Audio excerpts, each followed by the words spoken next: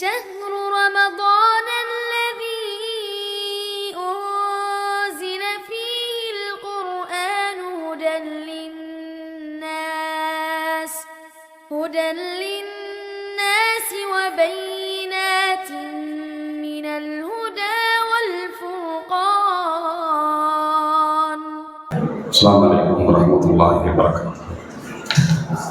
إن الحمد لله نستعينه ونستغفره ونعوذ بالله من شرور أنفسنا وسيئات أعمالنا. من يهده الله فلا مضل له ومن يضلل فلا هادي له. وأشهد أن لا إله إلا الله وحده لا شريك له وأشهد أن محمدا عبده ورسوله أما بعد.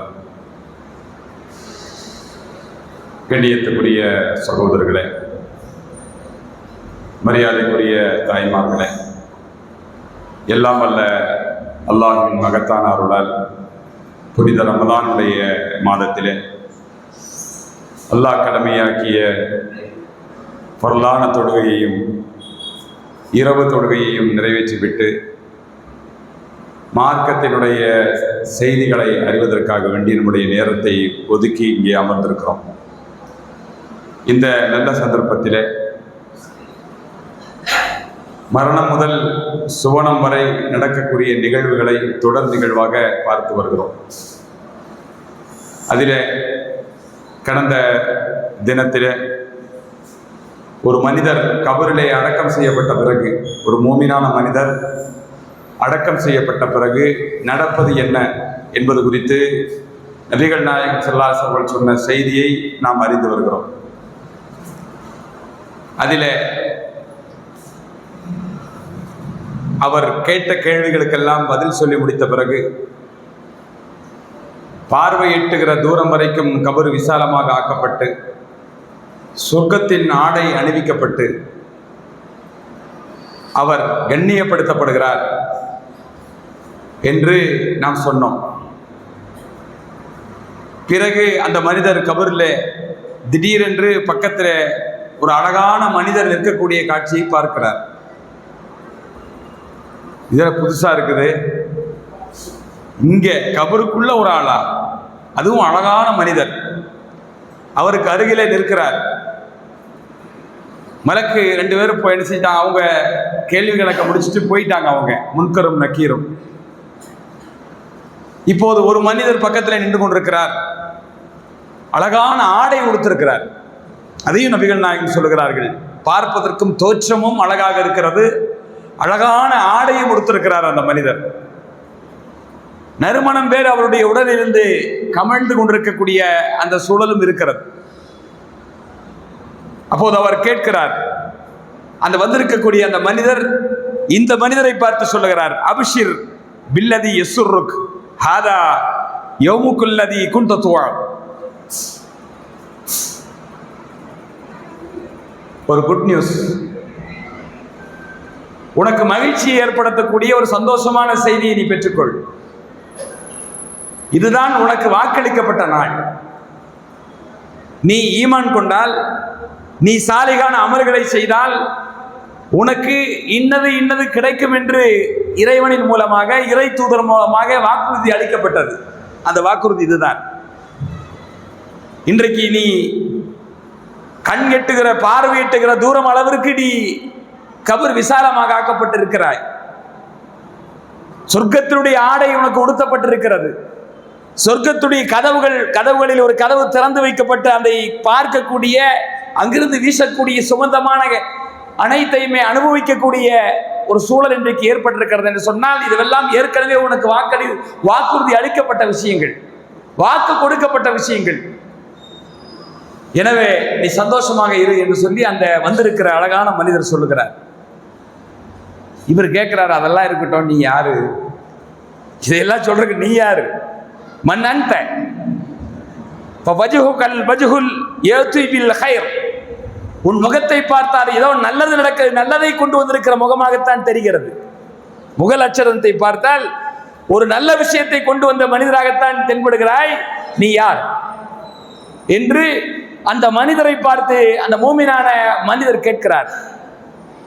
அப்போது அந்த வந்திருக்கிற மனிதர் சொல்லுகிறார், ஆனா அமலுக்கு சாலிஹ், நான் தான் நீ செய்த நல்லறங்கள், நீ செய்த அமல சாலிகான அமல்கள் தான் இன்றைக்கு அல்லாஹ் ரப்பல் ஆலமீன் உனக்கு துணையாக ஒரு மனித தோற்றம் கொடுக்கப்பட்டு உனக்கு பக்கத்திலே உனக்கு ஆறுதலாக உன் தோழமையாக இருப்பதற்காக வேண்டி அல்லாஹ் என்னை அனுப்பி வைத்திருக்கிறான் என்று சொல்லி அந்த வந்திருக்கக்கூடிய அந்த அழகிய மனிதர் சொல்கிறார். உடனே இந்த மனிதர் சொல்லுகிறார், இறைவா, உடனடியாக இதுவே இப்படி வரவே கபர்ல வச்ச உடனே இவ்வளவு வரவேற்பு, எனக்கு இவ்வளவு சந்தோஷமான விஷயங்கள், அப்படியானால் கியாமத் எப்படி இருக்கும்? மறுமையில எல்லாம் முடிந்து எனக்கு சொர்க்கம் என்று வாக்களிக்கப்பட்டிருக்கிறதே, அதனால எதுக்கு வெயிட் பண்ணணும்? நான் ரப்பி அக்கிமிஸா, இறைவா உடனடியாக மறுமையை ஏற்படுத்தி விடு, போதும், என்னால இன்னும் காத்திருக்க முடியல, என்னுடைய ஆரம்ப கட்டமே முதல் நிலையே இப்படி இருக்கிறது என்று சொன்னால் மறுமையில் அல்லாஹ் எனக்கு இந்த ஈமானுக்கும் நான் செய்திருக்கிற நல்லறங்களுக்கும் எப்படிப்பட்ட கூலி அல்லாஹ் கொடுப்பான்? உடனடியாக மறுமையை நிறைவான நிகழ்த்தி விடு என்று அந்த மனிதர் சொல்லுகிறார். இவருக்கு கிடைச்சிருக்கிற வரவேற்பை பார்த்துட்டு, இவருக்கு கிடைச்சிருக்கிற சந்தோஷத்தை பார்த்துட்டு, இனி எது வரைக்கும் வெயிட் பண்றது? நான் அந்த மறுமையை உடனடியாக மறுமையை ஏற்படுத்தி விடு என்று பிரார்த்திக்கிறார் அவர். ரப்பி அக்கிமிஸா, உடனடியாக நீ கியாமத்தை நிலைநிறுத்தி விடு, ஏற்படுத்தி விடு என்று சொல்லுகிறார் என்று சொல்லி நபிகள் நாயகம் ஸல்லல்லாஹு அலைஹி அவர்கள் அந்த மூமினுடைய கபருடைய வாழ்க்கையை அதோடு நிறுத்துகிறார்கள். இந்த ஹதீஸில் பரா இப்னு ஆசிப் ரலியல்லாஹு அன்ஹு வழியாக வந்திருக்கக்கூடிய இந்த அறிவிப்பில் இத்தோடு நிறுத்தப்படுகிறது மூமினுடைய சாப்டர். அடுத்து நபிகள் நாயகம் ஸல்லல்லாஹு அலைஹி வஸல்லம் காஃபிரை குறித்து சொல்லுகிறார்கள். அவர் உலகத்தை விட்டு பிரிகிற நிலையிலே ஒரு காஃபிர் இருக்கிற போது, மரண வேளையிலே அவர் இருக்கிற போது, மறுமையை முன்னோக்கி பயணிக்கிற அந்த பயணத்தில் அவர் இருக்கிற போது, சக்கராத் ஹாலில் இருக்கிற போது அவரை நோக்கி வானத்திலிருந்து சில மாணவர்கள் இறங்கி வருகிறார்கள். இவர்களுடைய வர்ணனையை நபிகள் நாயகம் எப்படி வர்ணிக்கிறார்கள் என்று சொன்னால், சூதுல் உஜூ மாஹுல் மசூஹ், கண்ணங்கரேன்னு இருக்கக்கூடிய மலக்குமார்கள், மிகவும் கருப்பான முகத்தை கொண்டிருக்கக்கூடிய மலக்குமார்கள் வானிலிருந்து இறங்கி வருகிறார்கள் இந்த காஃபிருடைய உயிரை எடுப்பதற்காக வேண்டி. கையில ஒரு கோணிப்பை, வேற சாக்கு பை மாதிரி ஒரு சாக்கு பையை கையில வச்சிருக்கிறாங்க. வந்து அந்த வந்திருக்கிற மலக்குமார்கள் எல்லோரும் அவருக்கு பக்கத்திலே அமர்ந்து விடுகிறார்கள். இவரு ஆஸ்பத்திரியிலேயோ வீட்லேயோ மௌத்தா போற நிலையில் அந்த காஃபிர் இருக்கிறார். இந்த நிலையில அந்த மலக்கள் வந்து நினைச்சாங்க, கருப்பாக இருக்கக்கூடிய மலக்கள் வந்து பக்கத்துல உட்கார்ந்து இருக்கிறாங்க, கோணி பையை வச்சுக்கிட்டு, சாக்க வச்சுக்கிட்டு கையில. எந்த அளவுக்கு அவருடைய கூட்டம், அந்த மலக்குமாருடைய எண்ணிக்கை நபிகள் நாயகம் இவ்வளவு என்று துல்லியமாக சொல்லாமல் மிகப்பெரிய கூட்டம் என்பதை எப்படி விவரிக்கிறார்கள் என்று சொன்னால், மத்தல் பசர், பார்வை எட்டுகிற தூரம் வரைக்கும் அந்த கருப்பான மலக்களுடைய கூட்டம் அமர்ந்திருக்கிறார்கள். பயங்கரமான தோற்றத்தோடு அமர்ந்திருக்கிற அந்த மலக்குடைய கூட்டம் எது வரைக்கும் இந்த மனிதர் படுத்திருக்கிற அந்த இறை மறுப்பாளர் அந்த காஃபிர் பார்க்கிறார், கண் எட்டுகிற தூரம் வரைக்கும் மலக்களோடு அமர்ந்திருக்கிற காட்சி அவருக்கு தென்படுகிறது. பிறகு இவருக்கென்று நியமிக்கப்பட்ட அந்த மலக்குல் மௌத் அவரிடத்தில் வருகிறார். அவர் உயிரை பறிக்கிறதுக்காக நியமிக்கப்பட்டிருக்கிற அந்த மலக்கு, அவர் மூமினா காபிரா யாரா இருந்தாலும் உயிரை பறிக்கிறதுக்கு ஒரு மலக்கு அல்லாஹ் தஆலா ஒவ்வொரு மனிதனுக்கும் ஒரு மலக்கு நியமித்திருக்கிறானா இல்லையா? இவருக்கென்று நியமிக்கப்பட்ட அந்த மலக்கு அவருக்கு பக்கத்திலே வருகிறார். வந்து அவருடைய தலைமாட்டிலே அமர்கிறார். அமர்ந்து விட்டு சொல்லுகிறார், கூப்பிடும் போதே, யா ஐயத்துகன் நஃப்சுல் ஹபீஸா, கெட்ட உயிரே, மோசமான ஆத்மாவே, உஹ்ருஜி, வெளியில வா, உடலை விட்டு வெளியேறு, இலா சகத்தின் மினல்லாஹ் வ கலபு, அல்லாஹ்வுடைய கோபமும் அவனுடைய அதிருப்தியும் இருக்கிற நிலையில உன்னை அல்லாஹ்வுடைய கோபம் எதிர்பார்த்து காத்திருக்கிறது, அதை நோக்கி வா என்று அந்த மலக்கு அழைக்கிறார். வாடா, வா, வெளிவா, அல்லாஹ் கோபத்தோடு இருக்கிறான், அல்லாஹ் அதிருப்தியோடு இருக்கிறான், வா என்று சொல்லி அவனுக்கு அழைப்பு விடுக்கப்படுகிறது. இப்ப இவனுக்கு எல்லாம் தெரிய ஆரம்பிச்சிருச்சு. இன்னைக்கு தொண்டைக்குடிக்கு ரூஹு வந்துருச்சோ, அவன் காபிரோ அவன் மூமினோ எவனாக இருந்தாலும் சத்தியத்தை அவன் கண் கொண்டு பார்க்க ஆரம்பித்து விடுகிறான். மலக்குகள் கண்ணுக்கு தெரிய ஆரம்பித்து விடுகிறார்கள். இதுவரைக்கும் இஸ்லாம் சொன்னது தவறு என்று இந்த காஃபிர் நினைத்துக் கொண்டிருந்தான். இது மோசடி என்று நினைத்துக் கொண்டிருந்தான். பாரம்பரியமாக காலங்காலமாக நாங்கள் கொண்டிருக்கிற கலாச்சாரம், நாங்கள் கொண்டிருக்கிற பண்பாடு, எங்கள் மத நம்பிக்கைக்கு எதிராக அரேபியாவிலிருந்து கொண்டு வந்திருக்கக்கூடிய இந்த மதம் இது தவறு, இது பொய் என்று நினைத்துக் கொண்டிருந்தான். ஆனால் இன்றைக்கு அவன் தொண்டை குலுக்கி அவனுடைய உயிர் வருகிற போது, மலக்குகளை காண்கிற போது, இதுவரை தென்படாத விஷயங்கள் எல்லாம் அவனுக்கு தென்படுகிற போது, இதுக்கு பிறகு அவன் பாவ மன்னிப்பு கேட்பதற்கோ களிமா சொல்வதற்கோ வாய்ப்பில்லை. மாட்டிக்கிட்டோம், சிக்கியாச்சின்னு அவனுக்கு தெரிஞ்சு போச்சு. இப்ப இந்த நேரத்தில் மலக்கு வேற இப்படி கூப்பிடுறாரு, மலக்குள் கூட்டம் உட்கார்ந்து இருக்குது. மலக்குள் மௌத் வந்து கூப்பிடுறாரு, ஆயத்துஹன் நஃப்ஸுல் ஹபீஸா உஹ்ருஜி இலா சஹத்தி மினல்லாஹ் வகலப். அல்லாஹ் கோபத்தோடு இருக்கிறான், அல்லாஹ்வுடைய கோபத்தை நோக்கி நீ வா, வெளியேறு என்று சொல்லி அந்த உயிருக்கு அழைப்பு விடக்கூடிய அந்த அழைப்பையும் அவர் கேட்டுக்கொண்டிருக்கிற அந்த நிலையில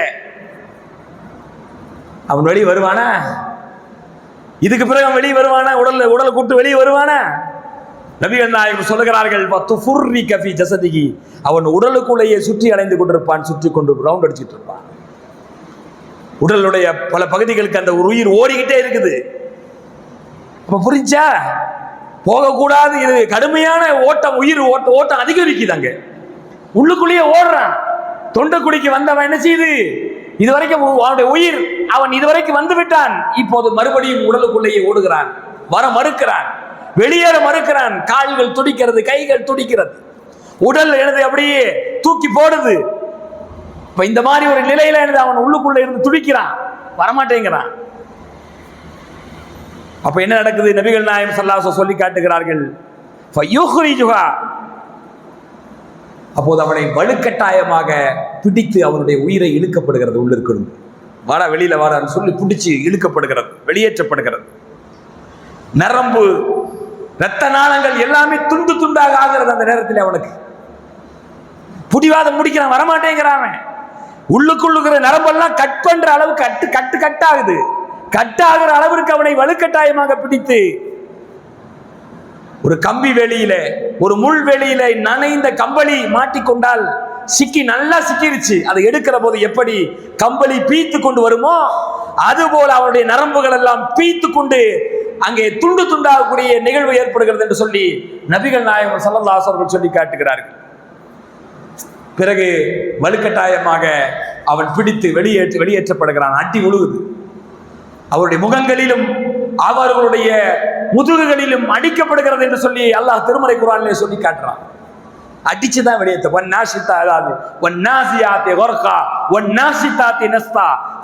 அல்லாஹ் தஆலா ஒரு வசனத்துடைய ஆரம்பத்தில் சொல்லுகிற போது மென்மையாக உயிரை எடுக்கக்கூடிய மலக்குகள் மீது சத்தியமாக, கடுமையாக வலுக்கட்டாயமாக உயிரை பிடித்து இழுக்கக்கூடிய மலக்குகள் மீது சத்தியமாக என்று ரெண்டு விதமான மலக்குகளை மீதும் அல்லாஹ் சத்தியம் செய்கிறார். மலக்குகளுடைய தன்மைகள் அப்படியே சத்தியம் செஞ்சு வர்ற இடத்துல வஸ்ஸாபிஹாத்தி சபஹா ஃபஸ்ஸாபிகாத்தி சபகா ஃபல்முதப்பிராத்தி அம்ரா யௌம தர்ஜுஃபுர் ராஜிஃபா தத்பஉஹர் ராதிஃபா குலூபு யௌமைதின் வாஜிஃபா அபுசாருஹா ஹாஷியா. அப்படியே போகிறது அந்த சூரத்து. மலக்குமார்களுடைய தன்மைகள் அல்லாஹ் சொல்லிட்டே போகிறான். அதுல ரெண்டு தன்மைகளை சொல்றேன். வலுக்கட்டாயமாக அடித்து உயிரை பறிக்கக்கூடிய மலக்குகள் மீது சத்தியமாக, மென்மையாக உயிரை எடுக்கக்கூடிய மலக்குகள் மீது சத்தியமாக என்று அந்த சூறாவை அல்லாஹ் ஆரம்பித்து வைக்கிறார். இங்க வலுக்கட்டாயமாக பிடிச்சு இழுக்கப்படுகிறது. பிறகு அவனை பிடிச்சு உயிரை அந்த சாக்கு பையில பிடிச்சு போடப்படுது.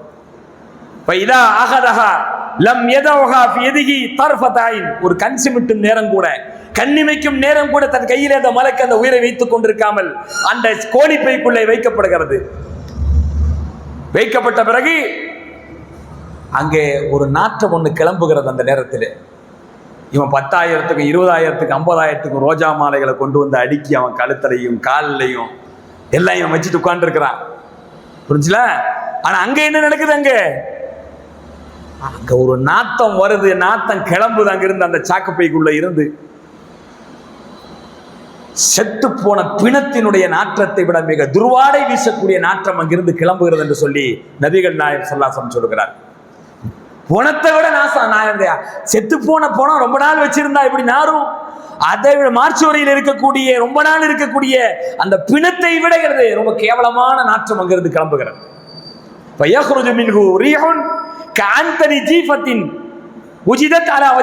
பூமியில காணப்பட்ட பிணங்களிலேயே மிக மோசமான பிணத்தினுடைய வாடை அங்கிருந்து வருகிறது என்று சொல்லி அல்லாஹ்வுடைய தூதர் ஸல்லல்லாஹு அலைஹி அவர்கள் சொல்லிவிட்டு பிறகு கோணிப்பையில வச்சு முறுக்கி கட்டி அந்த உயிரை எடுத்துக்கொண்டு, அந்த காபிருடைய உயிரை எடுத்துக்கொண்டு, அந்த மறுப்பாளர் நிராகரிப்பாளனுடைய உயிரை எடுத்துக்கொண்டு மலக்குகள் பயணிக்கிறார்கள், மேல் நோக்கி பயணிக்கிறார்கள். அல்லாஹ்வுடைய தூதரை சொல்லி காட்டுகிறார்கள், ஃபலா யமுர்ரூன பிஹா லா மலாயிமினல் மலாயிகா இல்லா காலு, அங்கே எந்த மலக்குடைய கூட்டத்தை கடந்து செல்கிற போதும் மாஹாதர் ரூஹுல் ஹபீஸ், என்ன இது நாத்தம் அப்படி இந்த மலக்குகள் எல்லாம் ரொம்பவும் சங்கடப்படுற அளவுக்கு நாத்தம். அது மலக்குகளே சங்கடப்படுறாங்க, ரொம்ப சுத்தமானவங்க மலக்குமார்கள். அதனாலதான் நபிகள் நாயகம் ஸல்லல்லாஹு அலைஹி வஸல்லம் சொல்லும் போது என்ன சொல்லுவாங்க, நீங்க பச்சை வெங்காயத்தையும் வெள்ளை வெங்காயத்தையும் எல்லாம் பச்சையா தின்னு போட்டு பள்ளிவாசலுக்கு வராதீங்க, அது ரொம்ப டிஸ்டர்ப் ஆகுது. யாருக்கு? நமக்கு டிஸ்டர்ப் ஆகுதா இல்லையா, மலக்குகளுக்கு டிஸ்டர்ப் ஆகுது. சமைச்சு சாப்பிட்டா ஒன்றும் அதுல வாட வராது. சமைக்காம பச்சை வெங்காயத்தையும் வெள்ளை வெங்காயத்தையும் அப்படியே தின்னுபிட்டு வந்த நமக்கு பக்கத்துல சஜ்தால பட இருக்க முடியுமா நமக்கு? அப்ப நம்ம எப்படி அதை சங்கடப்படுறோமோ அந்த மாதிரி துர்வாடைகளை கண்டு யாருக்கு சங்கடப்படுறாங்க? மலக்குமார்களும் சங்கடப்படுறாங்க. அப்போ சாதாரண வெள்ளை வெங்காயத்துக்கு இந்த பாடுண்டா, சாதாரண வெங்காயத்துக்கு இந்த பாடு என்று சொன்ன உலகத்தில் காணப்பட்ட நாற்றத்திலே மோசமான நாற்றமாக அந்த காஃபிருடைய உயிரில் இருந்து வரக்கூடிய துர்வாடை இருக்கும் என்று சொல்லி அல்லாஹ்வுடைய தூதர் சொல்லுகிறார்கள் என்று சொன்னால் அதை பார்த்து விட்டு மலக்குகள் முகம் சுளிப்பாமல் இருப்பார்களா? என்ன நாத்தம் இதுன்னு கேட்கிறாங்க மலக்குகள் எல்லாம். முதல் வானத்துக்கு போயிருக்கிறாங்க கொண்டுட்டு. அப்போ பயக்கூலுன ஃபுலான் இப்னு ஃபுலான், இன்னாருடைய மகன் இன்னார், குப்சாமி மகன் ராம்சாமி, இப்படி எழுதி அவருடைய பெயரை சொல்லி சொல்லப்படுது. இன்னாருடைய மகன் இன்னார் என்று சொல்லி சொல்லப்படுகிறது. அதே மாதிரி அந்த ஊர் அவனுக்கு அழைக்கப்பட்ட பெயர்களிலேயே நல்ல பெயர் எல்லாம் இருக்கும், மோசமான பேரும் இருக்கும், அருவருப்பான பெயர்கள்லாம் இருக்கும். ஒருத்தருக்கு பட்ட பெயர் சுட்டி வச்சிருப்பானுங்க. இவனை சொல்லும் போது அவனுக்கு அழைக்கப்பட்ட பெயர்கள்ல மோசமான பெயரை சொல்லி மலக்கள் சொல்றாங்க, அவன் தான் இவன் அப்படின்ட்டு சொல்லி மலக்கள் சொன்ன உடனே பிறகு அந்த ஹத்தா யுன்தஹா பிஹா இல ஸமாஇ துனியா, முதல் வானத்தை சென்றடைகிறார்கள். இங்கிருந்து போகும்போதே மலக்கள் மோஞ்சொலிக்கிறாங்க. இந்த கேள்வி பதிலாம் நடக்குது, இந்த உரையாடல்லாம் நடக்குது. பிறகு முதல் வானம் வருகிறது. அந்த வானத்தின் கதவை திறக்க சொல்லுகிறார்கள். அப்புறம் அங்க மலக்கள் யாரு என்னன்னு கேட்டோடனே அவனா, இவனுக்கு டோர் ஓப்பன் கிடையாது, இவனுக்கு அலவுட் கிடையாதுங்கிறாங்க. முதல் வானத்துக்கே போகாது அந்த உயிர். ஃபலா யுஃப்தஹு லஹும், அவர்களுக்கு அவனுக்காக வேண்டி, இந்த காஃபிருக்காக வேண்டி வானத்தின் வாசல் திறக்கப்படாது. இதை சொல்லிவிட்டு அல்லாஹ்வுடைய தூதர் ஒரு வசனத்தை ஓதி காட்டுகிறார்கள். ஃபலா லா துஃப்தஹு லஹும் அபுவாபு ஸமா வலா யதுகுலுன ஜன்னத ஹத்தா யலிஜல் ஜமல் ஃபி சம்மில் ஹியாத். அவர்களுக்காக வேண்டி காஃபிர்களை குறித்து பேசக்கூடிய வசனம், இறை மறுப்பாளர்களை குறித்து பேசக்கூடிய வசனத்தில் அல்லாஹ் சொல்லுகிறான், லா துஃப்தஹு லஹும் அபுவாபு ஸமா, அவர்களுக்காக வேண்டி வானத்தின் கதவுகள் திறக்கப்படாது. கரெக்டா அந்த இடம் வரும்போது ரசூலுல்லாஹ் கரெக்டா சொல்றாங்க பாருங்க அந்த வசனத்தை. அல்லாஹ்வுடைய தூதர் குர்ஆனை விளக்கி கொடுக்குவதற்கு வந்தவர்கள் அந்த கபருடைய வாழ்க்கையை குறித்து பேசி, காஃபிருடைய உயிரை குறித்து பேசி, முதல் வானம் வரைக்கும் அந்த காஃபிருடைய உயிர் கொண்டு செல்லப்பட்ட பிறகு யார் அவன் என்று அந்த மலக்குகள் கதவை திறப்பதற்கு முன்பாலே கேட்கிறார்கள். இன்னாருடைய மகன் இன்னார் என்று சொல்லி அசிங்கமான அவருடைய பெயரை சொல்லி அறிமுகப்படுத்தப்பட்ட பிறகு நோ அலவ், இவனுக்கெல்லாம் இங்க வாசல் திறக்கப்படாது என்று அல்லாஹ்வுடைய தூதர் சொல்லிவிட்டு தன்னுடைய அந்த கருத்தை அதை உறுதிப்படுத்தக்கூடிய விதமாக சொல்லுகிறார்கள். லா துஃப்தஹு லஹும் அபுவாபு ஸமா, அவர்களுக்கு வானத்தின் கதவுகள் திறக்கப்படாது. வலா யதுகுலுன ஜன்னத, அவர்கள் ஒருபோதும் சொர்க்கத்துக்குள் நுழைய மாட்டார்கள்.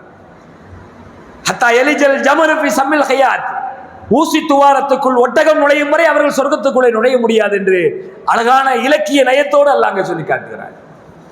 என்னைக்கு ஊசி துவாரத்துக்குள்ள ஒட்டகம் போய் நுழையிறது? அது நடக்கிற காரியமா? அது நடக்காத காரியம். ஊசியாக இருக்கிற நிலையில, ஒட்டகமாக இருக்கிற நிலையில நுழைய முடியாது. ஊசியை ஒட்டகத்தை விட பெருசாக்கி ஒட்டகத்தை ஊசியுடைய சைஸுக்காக நுழைஞ்சிரும். புரிஞ்சுங்களா? அதே மாதிரி ஒட்டகத்தை ஊசி சைஸுக்காக்கி அந்த துவாரத்தை வந்து பெருசாக ஆக்கிட்டால் நுழையும். ஆனால் ஊசியாக இருக்கிற நிலையில, ஒட்டகமாக இருக்கிற நிலையில நுழையவே நுழையாது. அப்போ ஊசி துவாரத்துக்குள்ளே ஒட்டகம் நுழையும் வரை இவர்கள் சொர்க்கத்துக்குள்ளே நுழைய முடியாது. அல்லாஹ் 7வது அத்தியாயத்துடைய 40வது வசனத்துல சொல்லி காட்டுறான். அப்போ ஒரு விஷயம் நமக்கு தெரிஞ்சு போச்சு. இப்போ இந்த வசனத்துல இருந்து என்னது, இந்த பயலுக்கு வானத்துடைய வாசல் கூட திறக்கப்படுறது இல்லை. இந்த உலகத்துல காபிரா வாழக்கூடியவனுடைய நிலைமை எவ்வளவு மோசம். அவருக்கு என்னன்னு சொன்னா, முதல் வானம் திறக்கப்பட்டு, 2வது வானம் திறக்கப்பட்டு, 3வது வானம் திறக்கப்பட்டு, 4வது வானம் திறக்கப்பட்டு, 5வது வானம் திறக்கப்பட்டு, 6வது வானம் திறக்கப்பட்டு, 7வது வானம் வரைக்கும் போய் அத்தனை மலக்குமாரனுடைய அந்த அணிவகுப்போடு மரியாதையோடு அவர் அல்லாஹுடைய சன்னிதானத்துக்கு அருகில சிதறத்துல் முன்தஹா வரைக்கும் கொண்டு செல்லப்பட்ட பிறகு, என்னுடைய அடியானுடைய பெயரை நீங்கள் இல்லையிலே பதிவு செய்யுங்கள், பூமிக்கே கொண்டு சென்று விடுங்கள், இந்த உயிரை அந்த உடலுக்குள் கொண்டு செலுத்துங்கள் என்று சொல்லி அங்கே அல்லாஹின் மூலமாக அறிவுறுத்தப்படுகிறது என்று சொல்லி நபிகள் நாயகம் இதற்கு முன்னால் சொன்ன செய்திகளிலே குறிப்பிட்டு காட்டினோம். இங்க என்ன நடக்குது, கொண்டு செல்லப்படும் பூமியிலிருந்து உயிரை கோணி பைக்குள்ள வைத்து நாத்தம், முனிசிபாலிட்டி வண்டி போறதை விட மோசமான நாத்தம். அந்த வண்டி போற மாதிரி எதை கொண்டு செல்லப்படுது, இவனுடைய உயிரை கொண்டு செல்லப்படுது, காபிருடைய உயிரை கொண்டு செல்லப்படுகிறது. மலக்கெல்லாம் முகசூலிக்கிறாங்க. வானத்துக்கு போனோடனே அங்கேயே ஸ்டாப், அவ்வளவுதான். இவனுக்கெல்லாம் வாசல் திறக்க முடியாது, காபிர்களுக்கு வாசல் திறக்கப்படாது, அல்லாஹ் எங்களுக்கு கட்டளையிட்டு இருக்கிறான். மலக்கள் மறுத்துடுறாங்க. அப்ப குஃப்ருங்கிறது சாதாரண விஷயம் இல்லைங்க, இணை வைப்புங்கிறது சாதாரண விஷயம் இல்லைங்க. ஒரு மனிதனை எவ்வளவு இழிவு இந்த உலகத்துல இவனுக்கு படுத்துற பாடுகள் எவ்வளவு பண்ணிட்டு இருக்கிறானுவோ. இன்னமும் உலகத்தையே அவனுக்கு எழுத்தி கையில கொடுத்த மாதிரி ஒவ்வொருத்தர் நினைச்சுக்கிட்டு இருக்கிறான். ஆனா என்ன நடக்குது அங்க, எது வரைக்கும் தான் இவனுடைய ஆட்டம் எல்லாம், தொண்டு குடிக்கு வர்ற வரைக்கும் தாண்டா ஒன்று ஆட்டம். அதுக்கு பிறகு உனக்கு ஆட்டமும் கிடையாது, ஒன்றும் கிடையாது. கேவலத்துக்கு மேல கேவலமாகத்தான் அவர்களுடைய உயிர் பறிக்கப்படுகிறது, எடுக்கப்படுகிறது, கொண்டு செல்லப்படுகிறது, திருப்பி அனுப்பப்படுகிறது. ஒரு மரியாதை நிமித்தமாக கூட முதல் வானம் 2வது வானத்துக்கு கொண்டு போக முடியல. அவ்வளவு பந்தோபஸ்து போடப்பட்டிருக்கிறது. அத்தனை பந்தோபஸ்துகளையும் விலக்கி கொண்டு ஒரு மூமின் 7வது வானம் வரைக்கும் அந்த ரூஹு கொண்டு செல்லப்படுகிறது என்றால் அவருடைய மகிழ்ச்சி எப்படி இருக்கும் என்று எண்ணி பாருங்கள். ஒரு மூமினுடைய உள்ளம் எப்படி குளிர்ந்து போயிருக்கும், மகிழ்ச்சி அடைந்திருக்கும் என்று எண்ணி பாருங்கள். இவனுடைய உள்ளம் எப்படி வேதனைப்படும், எப்படி எல்லாம் வேதனைப்படும். ஐயோ மோசம் போயிட்டமே, இவ்வளவு காலத்தை வீணடிச்சிட்டேன் நானு, நம்ப வேண்டிய விஷயங்கள் உலகத்துல சொன்னப்ப எல்லாம் திருப்பி கூட நான் பார்க்கலையே, நானு கேவலமான நினைச்சேன், நான் அதுல பொய் பிரார்த்தனை நினைச்சேன், நானு இப்படி ஆயிடுச்சு சொல்லி வேதனைப்படக்கூடிய நிலைதான் அவனுக்கு இருக்கும். அல்லாஹ்வின் தூதர் சொல்லுகிறார்கள், பிறகு அல்லாஹ்வுடைய புறத்திலிருந்து உத்தரவு வருகிறது, இவனுடைய பெயரை சிஜ்ஜீனிலே நீங்கள் பதிவு செய்யுங்கள். சிஜ்ஜீன் என்று சொல்லக்கூடிய காஃபிர்களுடைய பெயர்கள் பதிவு செய்யப்படக்கூடிய, நரகவாசிகளுடைய பெயர்கள் பதிவு செய்யப்படக்கூடிய அந்த ஏட்டிலே இவருடைய பெயரை பதிவு செய்யுங்கள் என்று சொல்லப்படுகிறது. பிறகு பூமியினுடைய அடித்தளத்துக்கு கொண்டு செல்லுங்கள், அடித்தளத்தை இவனுடைய ரூஹை கொண்டு செல்லுங்கள். எல்லாம் அது எங்க வைக்கப்பட்டிருக்கு தெரியுமா, அந்த பெயர் பதிவு செய்யப்பட்டிருக்கிற சிஜ்ஜீன் என்று சொல்லக்கூடிய ஏடு பூமியினுடைய அடிப்பாகத்திலேயே வைக்கப்பட்டிருக்கு. அதுக்கு கூட மரியாதை கிடையாது, அந்த ஏட்டுக்கு கூட மரியாதை இல்லைங்க. இல்லையின்களுடைய ஏடு அது பூமியினுடைய மேல்தட்டிலேயே இருக்கிறது. ஆனால் ஒரு காஃபிருடைய பெயர் பதிவு செய்யப்படக்கூடிய சிஜ்ஜீனுடைய ஏடு எங்கே இருக்கிறது? அல்லாஹ்வுடைய தூதர் சொல்லுகிறார்கள், பூமியினுடைய அடித்தட்டுக்கு கொண்டு செல்லுங்கள், அடிபாகத்துக்கு கொண்டு செல்லுங்கள் என்று சொல்லிவிட்டு இவனை மறுபடியும் பூமிக்கே கொண்டு செல்லுங்கள். இந்த உயிரை நீங்கள் பூமிக்கே கொண்டு செல்லுங்கள்.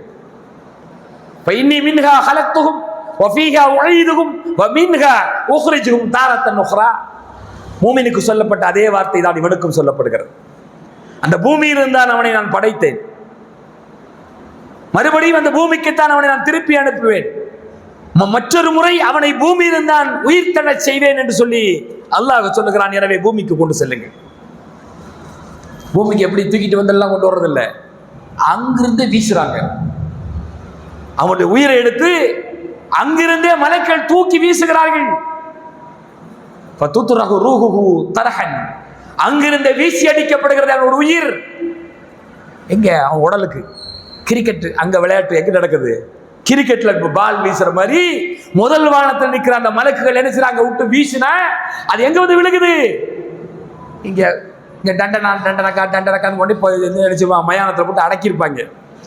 அடக்க செய்யப்பட்ட அந்த இடத்துல அவன் கூட புதைச்சிருக்கிற இடத்துல ரூஹ் வந்து நினைச்சது அவனுடைய உடலுக்குள்ளே செலுத்தப்படுகிறது. இதை சொல்லி போட்டு அல்லாஹ்வுடைய தூதர் மறுபடியும் திருமறை குர்ஆனுடைய வசனத்தை ஓதி காட்டுகிறார்கள். சொந்த கருத்து ரசூலுல்லாஹ் சொல்ல மாட்டாங்க, என்னைக்குமே மனசுல தோன்றினதையெல்லாம் சொல்ல மாட்டாங்க. அல்லாஹ்வுடைய புறத்திலிருந்து அருளப்படக்கூடிய செய்தியை மட்டும்தான் அவர்கள் பேசுவார்கள். அது வஹியாக இருந்தால் தான் மார்க்க விஷயத்தில் பேசுவார்கள். மா யன்திகு அனில் ஹவா இன் ஹுவ இல்லா வஹீ யுஹா, அறிவிக்கப்படுகிற வஹீ மட்டும்தான் அவர் பேசுவார். தன்னுடைய மனோ இச்சைப்படி அவர் ஒரு காலம் பேச மாட்டார் என்று அல்லாஹ் திருமறையில் சொல்கிறார்.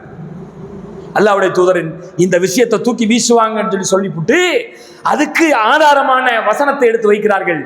மை யுஷ்ரிகு பில்லாஹ் ஃபகஅன்னமா ஹர்ர மினஸ் ஸமா ஃபதக்திஃபு தைரு அவ் தஹ்வி பிஹி ரீஹு ஃபி மக்கானின் ஸஹீக்.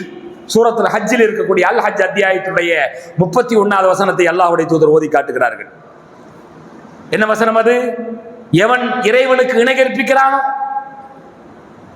அல்லாஹ்வுக்கு இணையை கற்பித்து வாழுகிறானோ, அவன் எத்தகைய நிலைக்கு ஆளாவான் என்று சொன்னால் வகஅன்னமா ஹர்ர மினஸ் ஸமா, வானிலிருந்து தூக்கி வீசப்பட்டவனை போன்றவன் அவன். அப்படி வீசப்படுகிற போது அப்படியே உயிர் வந்து கொண்டிருக்கிறது, அவனுடைய உடல் வந்து கொண்டிருக்கிற போது பறவைகள் ஓடி போய் அதை ஒரே அடிச்சு அதை காலி பண்ணு. அந்த மாதிரி நிலைக்கு ஆளானவன் தான் இறைவனுக்கு இணை கற்பிப்பான். இவ்வளவு கேவலமாக நடத்தப்படுபவன் தான் இணை கற்பிப்பவன். மை யுஷ்ரிகு பில்லாஹ், எவன் இறைவனுக்கு இணை கற்பிக்கிறானோ அவன் ஃபகஅன்னமா ஹர்ர மினஸ் ஸமா, அவன் வானிலிருந்து விழுகிறான். ஃபதக்திஃபு தைரு, பறவைகள் வந்து அவனை கொத்தி செல்லுகின்றன. கழுகுகள்லாம் வல்லூர்கள்லாம் வந்து கொத்தி பிச்சு அவனுடைய உடம்பை பிச்சுக்கிட்டு போகுது. அல்லது அவ தஹ்வி பிஹி ரீஹு ஃபி மக்கானின் ஸஹீக், ரொம்ப தூரமான இடத்துக்கு காத்து தூக்கிட்டு போய் வீசினா எப்படிப்பட்டவனோ, எந்த நிலைக்கு ஆளாவானோ அந்த நிலைக்கு தான் அவன் இருக்கிறான் என்று சொல்லி அல்லாஹ் திருமறையில் சொல்கிறார். அதுக்கு வசனத்துக்கு விளக்க நமக்கு விளங்கல. அப்படியே இதை கொண்டு போய் ஒப்பிட்டு பார்க்கும்போது இங்க விளங்குது நமக்கு. இறைவனுக்கு இணை கற்பிப்பவன் அவனுடைய உயிர் தூக்கி வீசப்படுகிறது என்று சொல்லி நபி ஸல்லல்லாஹு அலைஹி வஸல்லம் சொல்லுகிறார்கள் பூமியை நோக்கி. அப்ப அவன் எதை கடந்து வர வேண்டும்? வானிலே பறவைகளை கடந்து வர வேண்டும். அப்ப அவன் ஒரு பார்த்துட்டு தான் விடும் பறவைகள்லாம், ஒரு தட்டிட்டு தான் விடும் பறவைகள்லாம். புரிஞ்சுங்களா? அந்த மாதிரி கேவலத்தை அனுபவிச்ச பிறகுதான் அவன் நிச்சயமா அந்த பூமிக்கு வந்து சேருவான். இங்க அவனுக்கு விஐபியா இருந்தா அவனுக்கு நடக்கக்கூடிய வேடிக்கை என்ன? குண்டு முழங்க, துப்பாக்கி வச்சு சுட, அணிவகுப்பு நடத்த, உலகத்தில் இருக்கிற எல்லாரும் வந்து நினைச்சு அவனுக்கு அழுக, அவனை போட்டா எடுக்க, அவனை 3 நாள் 4 நாள் வச்சு அவனுக்கு என்ன செய்து மரியாதை செலுத்த, என்னென்னமோ நடக்குதுங்க. ஆனா அவனுக்கு நடக்கக்கூடிய ஆன்மா ரீதியான உயிர் ரீதியான பிரச்சனைகள் என்ன யாருக்கு தெரியும்? இறைவனுக்குத்தான் தெரியும். இறைவன் கற்பித்த இறைவனின் தூதருக்குத்தான் தெரியும். அவர்கள் சொல்லுகிறார்கள், இந்த பூமியில அவனுடைய உயிரை வச்சுக்கிட்டு என்னென்னலாம் ஆட்டம் ஆடுறான். ஆனா இவ்வளவு கேவலத்தையும் ஒரு இறைமறுப்பாளன் மரணத்துடைய நேரத்திலே சந்திக்கிறான், மரணத்துக்கு பிறகு சந்திக்கிறான். பிறகு அவனுடைய உடலுக்குள்ளே அந்த உயிர் செலுத்தப்படுகிறது. மறுபடியும் அவனுடைய உடலுக்குள்ளே அந்த ரூஹ் செலுத்தப்படுகிறது. அதே மாதிரி மலக்கள் வர்றாங்க, மலக்கானி அவரை உட்கார வைக்கிறார்கள், எழுப்பி உட்கார வைக்கிறாங்க கபருக்குள்ள. மன் ரப்புக்க, ரப்பு யாருன்னு கேட்கிறாங்க. அவர் என்ன பதில் சொல்லுவாரு? பெரிய பேச்சாளராக இருக்கலாம், பயங்கரமான அவர் நாத்திறமை கொண்டவராக இருக்கலாம், அவர் எவரையுமே மடக்கி போட்டுருவாரு. ஆனா அங்க பேசவே முடியாது. உன் இறைவன் யார் என்ற கேள்விக்கு இந்த உலகத்தில் அவனை கேட்டிருந்தா என்னென்ன சொல்லியிருப்பான்? அவன் எங்கெல்லாம் நம்மளை கூட்டிட்டு போயிருப்பான், எல்லா ஊருக்கும் கூட்டிட்டு போயிருப்பானா இல்லையா? உன் இறைவன் யார் என்று கேட்ட உடனே பூமியினுடைய எந்த பகுதியெல்லாம் காட்டியிருப்பான், இதான் இறைவன், இதை இந்த கல்லு தான், இந்த மரம் தான், இந்த மட்டை தான், இந்த மலை தான், எதையெல்லாம் காட்டியிருப்பான். ஏன் காட்ட வேண்டியதானே மலைக்கிட்ட? என் இறைவன் யார் என்று சொன்ன மலையை காட்ட வேண்டியது, அதை ஊரை சொல்ல வேண்டியதானே? ஏதாவது ஊரை சொல்லி அதான் எங்க இறைவன் குடிகொண்டிருக்கிற இடம் சொல்ல வேண்டியதானே? சொல்ல முடியாது. ஏன்? கூட்டு வெளுத்து போச்சு, அவனுக்கு தெரிஞ்சு போச்சு நம்ம கொண்டிருந்த கொள்கையெல்லாம் தப்புன்னு தெரிஞ்சு போச்சு. ஆனா கேட்கிற கேள்விக்காவது பதில் வருதா? வரமாட்டேங்குது. உலகத்திலேயே இருந்தா கூட என்ன செய்வான், கேள்விப்பட்ட விஷயத்தை வச்சு பதில் சொல்லியிருப்பான். இங்க மேட்ரே வேற. தொண்டைக்குடியை தாண்டி உயிர் வெளியில வந்தாச்சு, அது வேறு உலகம். அந்த உலகத்தில் எல்லாம் இவனோட பாட்சா பழிக்காது, இவனுடைய பித்தலாட்டம் எல்லாம் அங்க செல்லுபடி ஆகாது, இவன் நாத்திரமை எல்லாம் அங்கே நடனமாட விட முடியாது, இவனுடைய எதுவுமே அங்க செல்லாதுங்க. பதில் என்னதான் வரும்? ஐயோ ஐயோ ஐயோ. நம்ம வார்த்தையில சொல்றாங்க ஐயோ, அவ்வளவுதான். அரபு வார்த்தையில சொல்றாங்க ஹா ஹா ஹா. எனக்கு ஒண்ணும் தெரியாது. உன் இறைவன் யார் என்ற கேள்விக்கு பதில் இல்லை அவனிடத்துல. எனக்கு தெரியும், எனக்கு தெரியாதுங்கிறான். ஏராளமான 30 கோடி சொன்னவன் ஒண்ணு கூட சொல்ல தெரியல அவனுக்கு, சொல்ல முடியல அவனுக்கு. உலகத்துல யாரா சொல்லியிருப்பானா இல்லையா? அவன் எதையாவது சொல்லியிருப்பானா இல்லையா? ஒண்ணுமே சொல்ல. அதிரி, எனக்கு ஒன்றும் தெரியாது. சரிப்பா, உனக்காக வேண்டிய இறைவனால் கொடுக்கப்பட்ட மார்க்கம் எது? உனக்கு கொடுக்கப்பட்ட இறை மார்க்கம் எது? அப்போ அதுக்கும் பதில் ஒண்ணு இல்லை, சொல்றக்கு ஒண்ணு தெரியாது. பிறகு என்ன? உனக்கு அனுப்பப்பட்ட தூதரை பத்தி அவன்கிட்ட கேட்கவா போறாங்க? இதுக்கே தெரியும், ரப்பு யாருன்னே தெரியல. இவன் என்ன ரசூலை பத்தி என்ன சொல்ல போறாங்க? இறைவனே யாருன்னு தெரியாதவன், தீனே தெரியாதவன் ரசூலை பத்தி எப்படி பேச முடியும்? என்ன கேள்வி கேட்க? 2 கேள்வியோட முடிஞ்சு போச்சு அவனுக்கு. நமக்கு 3வது கேள்வி 4வது கேள்வி தான் நமக்கு இருந்துச்சு, மூமினுக்கு இருந்துச்சு. மஹாத ரஜுல் உள்ளதி புஇஸ ஃபீக்கும், உங்களிடையே அனுப்பப்பட்ட இந்த மனிதன் யார் என்ற கேள்வி இருந்தது. இப்ப நம்ம சொன்னோம் அல்லாஹ் அன்னஹு ரசூலுல்லாஹ், அவர் அல்லாஹ்வுடைய தூதர் என்று பதிலளித்தோம். உமா இல்முக, இது எப்படி உனக்கு தெரியும்? கரஅனா கிதாப் அல்லாஹ், அல்லாஹ்வுடைய வேதத்தை நாங்கள் வாசித்திருக்கிறோம். ஃபஆமன்னா பிஹி வஸத்தக்னாஹு, அதை நாங்கள் ஈமான் கொண்டோம், அதை நாங்கள் உண்மைப்படுத்தினோம். திருமறை குர்ஆன் தான் எங்களுக்கு வழிகாட்டியது. அதை வாசித்து அறிந்து கொண்டோம், அவர் இறைவன் தூதர் என்று அறிந்து கொண்டோம் என்று பதில் சொல்லக்கூடிய நிலைமை ஒரு மூமினுக்கு இருக்கிறது. அந்த குர்ஆனோடு வாழ்ந்திருந்தால், இந்த நபியை உண்மையாக நம்பி இருந்தால், அவர்தான் இறைவனின் தூதர், அவர்தான் எனக்கு வழிகாட்ட வந்தவர் என்கிற நம்பிக்கையோடு வாழ்ந்திருந்தால் அந்த பதில் வரும். இல்லாட்டி அவன் சிக்கிற மாதிரி நமக்கும் சிக்கிக்கு தொட்டையில. ரசூலை பத்தி அறியாதவன், ரசூல் யாருன்னு தெரியாதவன், என்ன அவர் நமக்கு காட்டி கொடுத்தாருன்னு தெரியாதவன், அவருடைய வழிமுறைகள் என்ன, அவர் எதை தடை செய்தார், எதுவும் தெரியாத முஸ்லிம்கள் இருக்கிறாங்க. முஸ்லிம் தன்னை சொல்லிக் கொள்கிறார்கள். அவனுக்கு என்ன பதில் வரும்? எனக்கு தெரியாதுன்னு சொல்ல போறான். இந்த காபிரிடத்தில் கேட்கிற போது மன் ரப்புக, லா அத்ரி, வமா தீனுக, லா அத்ரி, இதுதான் பதிலாக இருக்கிறது. பிறகு என்ன? யுனாதி முனாதி மினஸ் ஸமா, வானத்திலிருந்து ஒரு அசரீரி சப்தம் கேட்கிறது. அல்லாஹ்வுடைய புறத்திலிருந்து ஆணை வந்து விடுகிறது. இனி என்ன பேச்சு வேண்டி கிடக்குது? அஃப்ரிஷூஹு மினல் ஜன்னah, அஃப்ரிஷூ லஹு மினன் நார், வஅல்பிஷூஹு மினன் நார், வஃப்தஹு பாபன் இலன் நார். அதே 3 விஷயங்கள். சொர்க்கத்தின் விரிப்புகளை மூமினுக்கு விரிக்க சொல்லி உத்தரவு வந்தது. இங்கே காஃபிருக்கு நரகத்தின் விரிப்புகளை விரித்து போடுங்கள், அவருக்கு நெருப்பினாலான ஆடையை உடுத்த செய்யுங்கள். இங்கேயே சூட்டு உடை ஆரம்பிச்சிருச்சு. நெருப்பினுடைய ஆடை அனுபவிக்கப்படுகிறது. ஒரே ஒரு வாசல டோரை நரகத்தை நோக்கி நீங்க திறந்து விட்டுருங்க, அவ்வளவுதான். வஃப்தஹு லஹு பாபன் இலன் நார், நரகத்தை நோக்கி ஒரே ஒரு கதவை திறந்து வையுங்கள். உடனடியா தூக்கி நரகத்துல போடுறது இல்லை. இங்கிருந்து நரகத்தை பார்க்க ஆரம்பிச்சிடறான், அந்த உஷ்ணத்தை உணர ஆரம்பிச்சிடறான். பயதீஹி மின் ஹர்ரிகா வ சமூமிகா, அதனுடைய உஷ்ணமும் அனலும் சூடும் அவனிடத்தில் வந்து கொண்டே இருக்கிறது. ரசூல் ஸல்லல்லாஹு அலைஹி வஸல்லம் சொல்றாங்க. பிறகு கபர் நெருக்குகிறது. யார்? அந்த காபிரை கபர் நெருக்குகிறது. விழா எலும்புகள் ஒன்றோடு பின்னிக் கொள்ளுகின்றன. மறுபடியும் அங்கேயும் ஒரு மனிதர், இவர்கள் இந்த பண்ணி விட்டு போட்டு அவங்க போயிடுவாங்க, மலக்கெல்லாம் போயிடுவாங்க. இப்ப அங்க பார்த்தா, பக்கத்துல பார்த்தா கோரமான காட்சியோடு ஒருத்தர் அவங்க பக்கத்துல அமர்ந்திருக்கிறார். இவர் அமர்ந்திருக்கிறார் பக்கத்துல.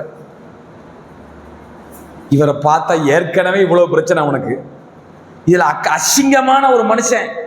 அல்லாஹ்வுடைய தூதர் சொல்லுகிறார்கள், ஏதீஹி ரஜுலுன் திடீர்னு பார்த்தா ஒரு மனுஷன் வந்து கபருக்குள்ள நிற்கிறான். எப்படி இருக்கும் அவனுக்கு பயம். அடக்கிட்டு போன பிறகு மனுஷன் வந்து கூட இருந்தா. கபீகுல் வஜகி அலங்கோலமான முகம், கபீகு சியாப் அருவருப்பான ஆடை அணிந்திருக்கிறார். முன்திரி கடுமையான துர்நாற்றம் அவர் வந்து வீசுகிறது. வந்துட்டு அந்த ஆள் சொல்றாரு, அபிஷேக் ஒரு குட் நியூஸ், இனி உனக்கு கவலை தான், உனக்கு துன்பம் தான், உனக்கு கவலை தான், உனக்கு துன்பம் தான். அபிஷேக் பில்லதி யசூக ஹாரா யௌம் கல்லதி குன்த துஅத், இனி வேதனைகளை நீ அனுபவிக்க வேண்டியதுதான், தான் உனக்கு குட் நியூஸ். கவலை தான் உனக்கு குட் நியூஸ்.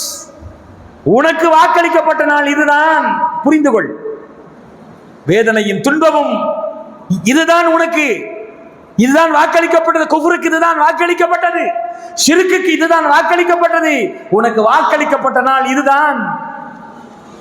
அப்ப அந்த மனுஷன் கேட்கிறான், இல்லையே உன்ற மூஞ்சியை பார்த்தாலே சரியில்லையே, முகமே சொல்லுது ஏதோ ஒரு தீமை நடக்க போகுது, தீங்கு நடக்க போகுதுன்னு மூஞ்சி சொல்லுது, நீ யாரா நீ கேட்கிறான். அந்த மனிதன் நீ யார்? மன் அன்த ஃபவஜ்ஹுகல் வஜ்ஹுல் லதி யஜீபு பிஷர்ரி, உன் முகம் தீமையை கொண்டு வரக்கூடிய முகமாக தெரிகிறது, தீங்கை கொண்டு வரக்கூடிய முகமாக தெரிகிறது, நீ யார்? அப்போது அந்த மனிதன் வந்திருக்கிற மனிதன் சொல்லுகிறான், ஆனா அமலுக்கல் ஹபீஸ், நீ செஞ்ச மோசமான காரியங்கள் தான் நான். நீ செஞ்ச அமல சாலி செய்யல, நீ செஞ்சதெல்லாம் மோசமான காரியம். அதுக்குத்தான், அந்த அமலுக்குத்தான், அந்த மோசமான செயல்களுக்குத்தான் மனித உருவம் கொடுக்கப்பட்டு உன்னோடு அசிங்கமான கோலத்தோடு அசிங்கமான ஆடையோடு உன்னை பக்கத்திலே இருந்து உன்னை வேதனைப்படுத்துவதற்காக வேண்டி அல்லாஹ் என்னை அனுப்பி வச்சிருக்கிறான்.